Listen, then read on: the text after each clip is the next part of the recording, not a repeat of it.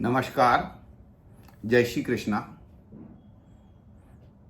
Congress has not learned any lesson from the defeat in Haryana and Maharashtra. They have unleashed a campaign to put pressure on CGI. Masjid Bachao signature campaign. They had been very vocal on Sambal riots, the Agjaney in Sambal. But इनके मुंह से शब्द नहीं निकलते हैं जब बांग्लादेश में हिंदुओं का कत्लेआम होता है, हिंदू बहनों की, माताओं की, बेटियों की इज्जत लूटी जाती है, हिंदू टेम्पल्स को डिस्ट्रॉय किया जाता है। आज भी ढाका में एक इस्कॉन टेम्पल की मूर्तियां जला दी गई। A temple was vandalised, but Congress has been more busy in attacking BJP rather than strongly condemning the riots and the कत्लेआम of Hindus in Bangladesh।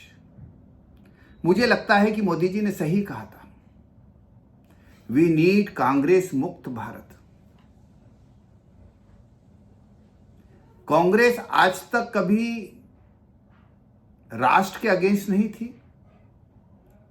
Before ये मां बेटे की सरकार बनी, पर ये एंटी सनातन हमेशा थी और ये राष्ट्रवादियों के अगेंस्ट हमेशा रही।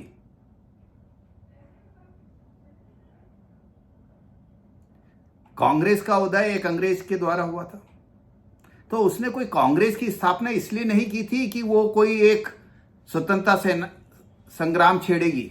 उनको एक कठपुतली राजनीतिक संगठन चाहिए था, अंग्रेजों की कठपुतली, एक मुखौटा चाहिए था जो उनके कहे अनुसार चले। और उनको दो पपेट्स मिले, एक गांधी और एक नेहरू। गांधी नेहरू के चलते कांग्रेस में कभी किसी भी राष्ट्रवादी नेता को कोई जगह नहीं मिली, उनका ड्यू रेस्पेक्ट नहीं मिला। वो भले ही बाल गंगाधर तिलक हुए हों, बंकिम चंद्र पाल हुए हों, लाला लाजपत राय हुए हों, सुभाष चंद्र बोस हुए हों, या for that reason Sardar Patel हुए हों, they all were systematically sidelined. Gandhi और नेहरू कभी जेल भी गए तो सिर्फ एक VIP गेस्ट की तरह अंग्रेजों के लिए, वो भी दिखावे के लिए। So Congress never had a place for any nationalist leaders, और इसीलिए उनको RSS एक आतंकवादी संगठन नजर आता है। उनको मुस्लिम लीग में या किसी दूसरे मुस्लिम ऑर्गेनाइजेशन, आतंकवादी संगठनों में कोई फर्क नजर नहीं आता। वो एक सेवाभावी राष्ट्रवादी संगठन RSS को एक टेररिस्ट ऑर्गेनाइजेशन मानते हैं। नाउ ये कांग्रेस जब 1947 में देश आजाद हुआ तो इन्होंने हिंदुओं के साथ they have become anti Sanatan, they have totally become anti Sanatan. धर्म के नाम पर देश का बंटवारा हुआ, पर इन्होंने भारत को एक स्वतंत्र, एक सेक्युलर राष्ट्र घोषित किया। 1954 में इन्होंने वक्फ एक्ट बनाया, 1960 नेहरू जी के अंडर में। 1962 में इन्होंने उसको और स्ट्रेंथन किया, और 1995 में उसमें ड्रैकोनियन मॉडिफिकेशंस किए गए। पूरे देश को जो है पूरे देश की संपत्ति को वक्त को सौंप दिया, ऐसे एक्ट्स बनाए इन्होंने माइनॉरिटी कमीशन बनाया। इन्होंने 1991 प्लेसेस ऑफ वर्शिप एक्ट बनाया कि जिससे हिंदूज जो है अपने प्लेसेस ऑफ वर्शिप से वंचित हो जाए। अरे हद तो ये है कि इन्होंने राइट टू एजुकेशन एक्ट बनाया, जिसमें कि सिर्फ जो है मेजोरिटी के इंस्टीट्यूशंस के लिए कंपलसरी किया गया कि वो 25% कोटा देंगे गरीब बच्चों को। अरे गरीब बच्चे क्या माइनॉरिटी में नहीं होते हैं? तो उनको माइनॉरिटी इंस्टीट्यूशंस में उनका कोटा क्यों नहीं होना चाहिए? माइनॉरिटी रन इंस्टीट्यूशंस में दलितों का कोटा क्यों नहीं होना चाहिए? So Congress has always been anti Sanatan and pro minorities.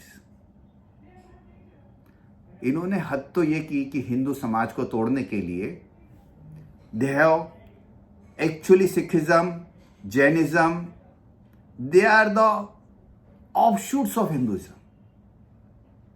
They are the branches of Hinduism. Buddhism, Jainism, Sikhism. But Congress declared them as a separate minority religion. इसे हिंदुओं को बांट देते हैं और आज की डेट में they want to divide the whole सनातन धर्म into bits into pieces in the name of जाति. जाति में तोड़ने की कोशिश में पूरे लगे हुए हैं वो लोग. So they have never been pro सनातन. और अब हालत ये हो गई है कि वो राष्ट्र के भी अगेंस्ट हो गए हैं. आपने देखा होगा अभी थोड़े दिन पहले सम स्टेटमेंट्स. डीप स्टेट के साथ मिलकर के ये पूरे देश को अनस्टेबलाइज करने में भी लगे हुए. तो मुझे मोदी जी की बात बिल्कुल सही लगती है कि वी नीड ए कांग्रेस मुक्त भारत. तभी सनातन बचेगा और सनातन बचेगा तो भारत बचेगा, देश बचेगा. क्योंकि ये देश है, ये तभी तक है जब तक ये एक हिंदू मेजोरिटी स्टेट है. जय हिंद, जय भारत.